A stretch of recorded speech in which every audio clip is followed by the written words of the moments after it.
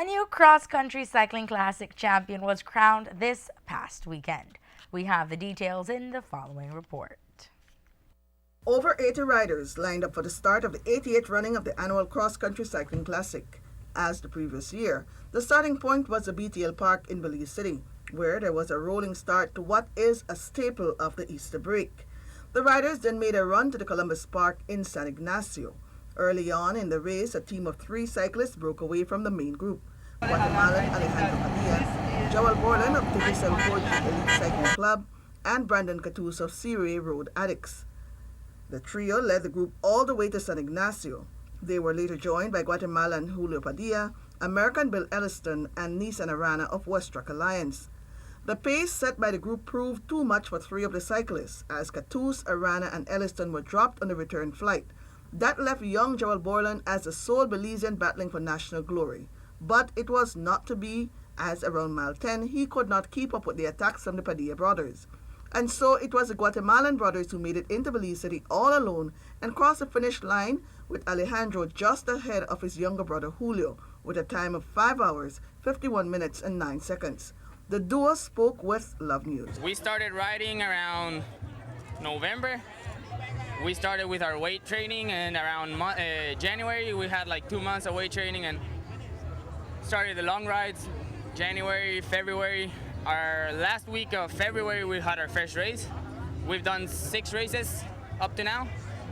So we got pretty decent leg speed, and we're starting to get into shape. Next weekend we fly to California and we're racing a couple races there next weekend, and then we have like 6 straight weekends of racing, so we're going good right now.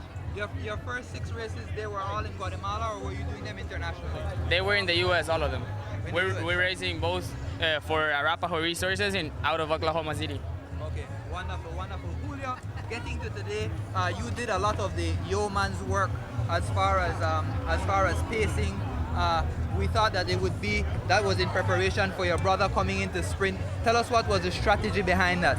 Yeah, first we needed to make the break, so we established the break, and until Kair, I saw him coming, so I wait for him, and since then, like, just trying to pace a little bit, trying to reach up a bigger gap, and until we get to Hotaville, try to make the move, and it worked perfectly.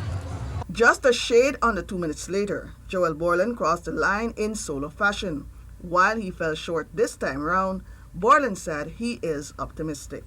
I don't have no more legs for jump, and I just outclassed and outpowered by the Guatemalans, you know, they're the best of Guatemala, and I had enough to keep it steady, but that jump and the acceleration I couldn't handle at the time. Belize is very proud of you. Everybody out here is very proud of you. You can see the emotion going on. People are hugging you.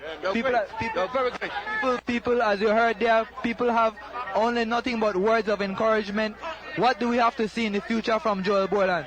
I thank Belize for hearing me all the way.